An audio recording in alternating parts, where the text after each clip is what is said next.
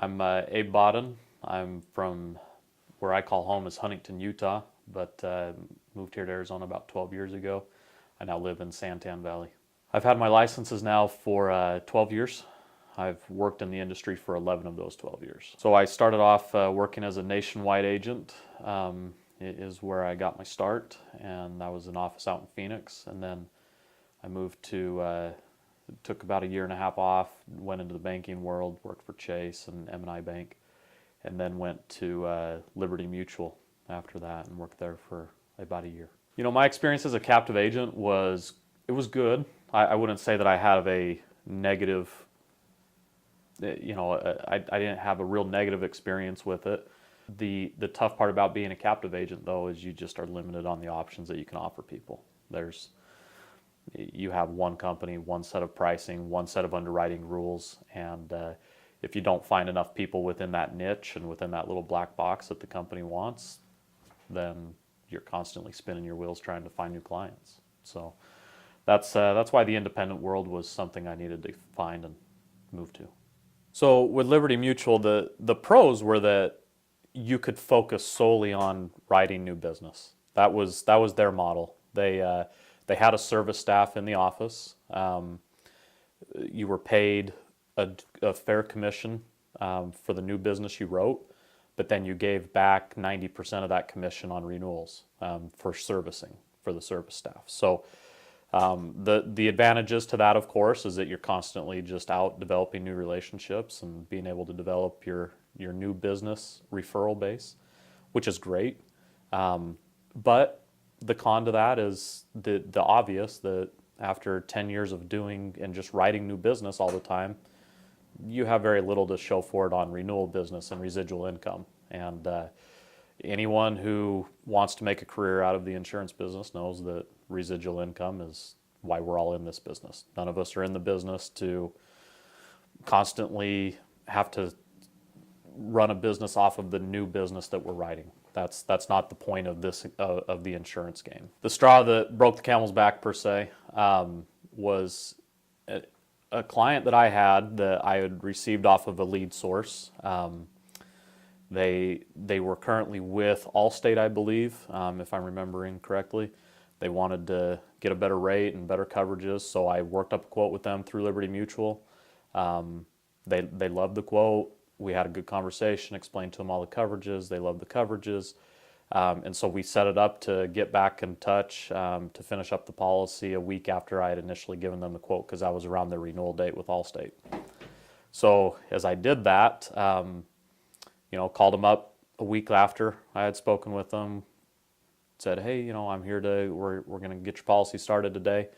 And the customer told me, well, in the meantime, I had a Safeco agent call me, and he gave me this quote through Safeco, and it beat your price by about $500 across the board on both the auto and the home insurance.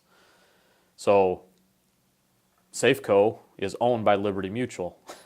So here I am, a Liberty Mutual agent who supposedly should have the upper hand, right? You would think the parent company would have the upper hand over their partner company that they had bought, and we didn't on price or coverage. They beat me on both. So that same day, I received a postcard from Kent here at IPA, and it said something to the effect of, are you tired of being a captive agent at Liberty Mutual? Something along those lines. And I was. In that moment, I was just fed up. So it was a very frustrating experience. I lost a piece of business because my sister company, Safeco, beat me on both coverage and price. And that's, we always want to sell on coverage. We want to sell on the experience and everything. But when there's a difference in price, we all know in the business that's a hurdle that's very difficult to overcome. So I decided to give Kent a call, and a month later, I was here at Insurance Professionals of Arizona. I did do a lot of research. And I spent some time in interviews with other aggregator groups. I spent time even researching what it would be to go out and get my own appointments, with insurance companies.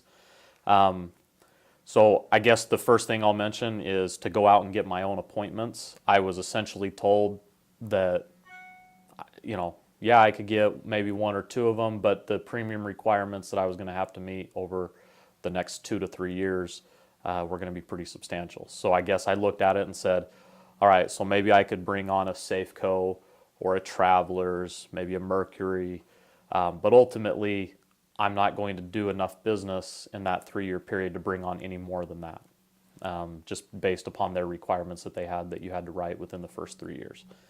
So that got me then looking towards the aggregator section. And this was after I had received the postcard from Kent, that it became something where I realized that was going to be the way that I needed to go. So I interviewed with a few of the other shops around town, some of the more well-known names like SIAA. I found out about their compensation plan, how they bring on new agents, the fees associated, all of that.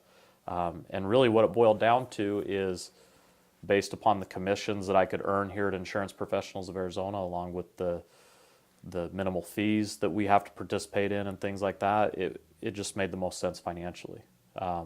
Plus, we don't sacrifice. If anything, we have more carrier appointments here at Insurance Professionals of Arizona than any of those other groups, because they sort of start you out on a similar path as going out and getting your own appointment. The requirements are not quite as high, but you're still required to maybe place, $50,000 to $100,000 of new premium with their carriers in order to maintain those appointments.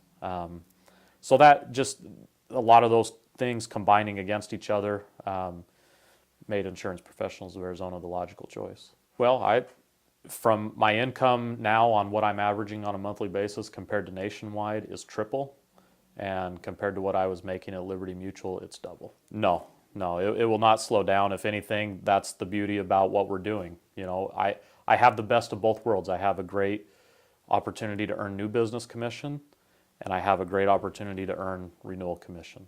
And that's why it's not going to slow down. The renewal commissions will continue to be there.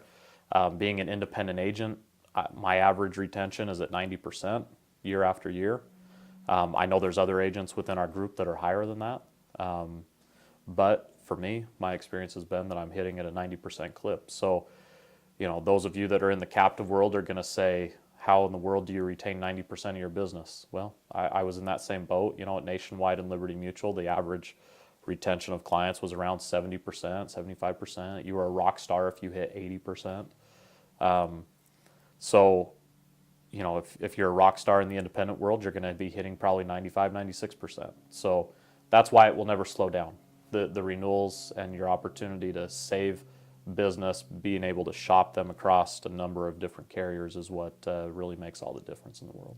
One of the things I love about being an independent agent is you do get the question a lot of how do I know that this company is reputable? Because they're not the Geicos of the world, they're not the State Farms of the world that every time you're watching a TV show you can guarantee that you're going to see at least one or two of their commercials during that 30-minute clip, right? So a lot of people, they ask the question very frequently, well, hey, I've never heard of Safeco Insurance, or I've never heard of Pekin Insurance, or Mutual Venum Claw, or Travelers even, I've never heard of these carriers. Are they reputable? Are they good?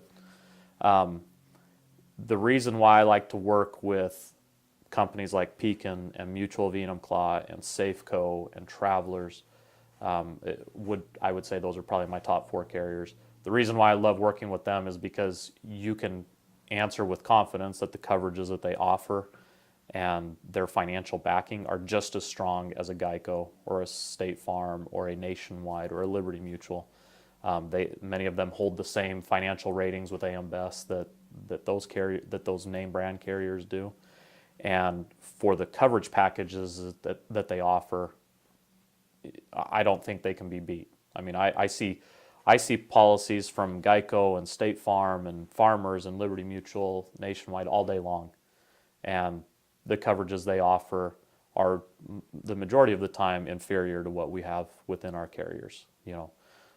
Things such as guaranteed replacement cost on homes and the packages you can write that include personal injury and water backup and all those things that just these captive agents have to sacrifice in giving to their customers because they're trying to be competitive on price, and we don't have to sacrifice that. The commission rates, in comparison to my experience at Nationwide and Liberty Mutual, is that these commissions are 3 to 4% higher than what we would make at Nationwide or Liberty Mutual. So, typical commission rate at Liberty Mutual and Nationwide was 10% on an auto. The majority of our carriers, if you write a monoline auto policy, are paying you at the minimum 12%. Most of them are 14 to 15.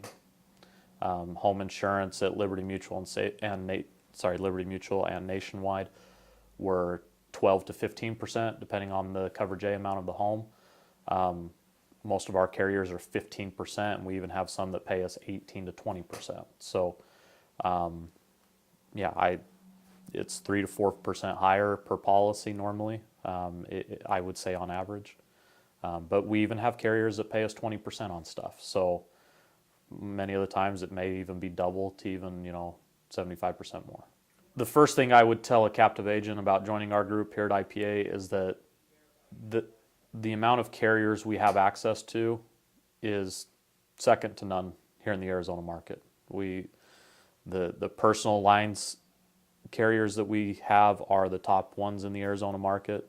You're going to find that there's not another group out there or independent agency that has access to the same carriers we do consistently across the board.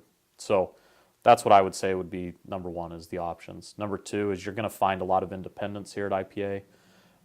We have a great support system in place to help get you up off the ground and to train you. But then after that, it's your own deal. You can be as successful or as unsuccessful as you want to be. In all reality, there's agents in our group that are wildly successful, and there's agents that are in the middle, and there's agents that view this as a part-time job. So no matter what you're looking at doing, we have the bases covered here at IPA. I guess the only thing I would say in closing would be that going independent, especially from a captive scenario, can seem daunting. It can seem really scary because you're leaving the safety of maybe a name brand, or you're leaving the safety of a guaranteed income in a salary, or maybe benefits or something like that.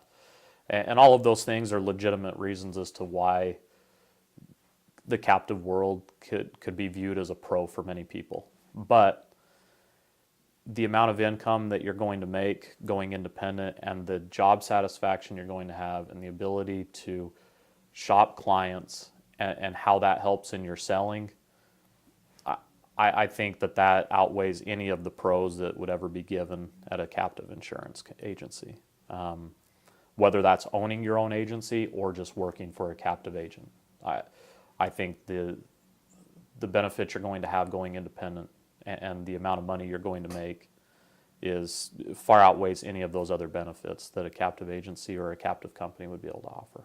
So even though it's a little scary,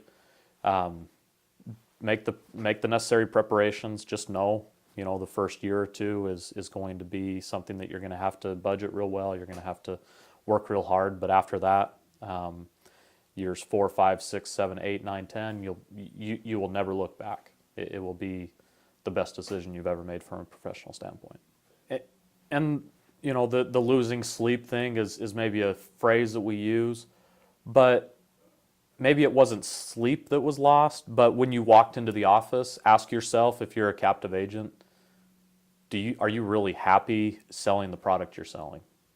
If you can't answer that every single day in the affirmative, that yes, I'm happy with the product I'm selling, and I feel that it's priced fairly, and I feel that the coverages are covering my clients the way that they need to be covered. If you can't answer that in the affirmative every single day, then you need to go independent. That's the bottom line, because the independent market allows us to make sure that we're doing the best for our clients every single day, not only on price, but on coverage amounts, on exhausting our options to make sure that they are getting the best price. And that leads to a lot of job satisfaction. It leads to a lot of happy days walking into the office, rather than feeling, okay, whose eyes do I need to pull the wool over today? You don't need to feel like you're doing that in the independent world.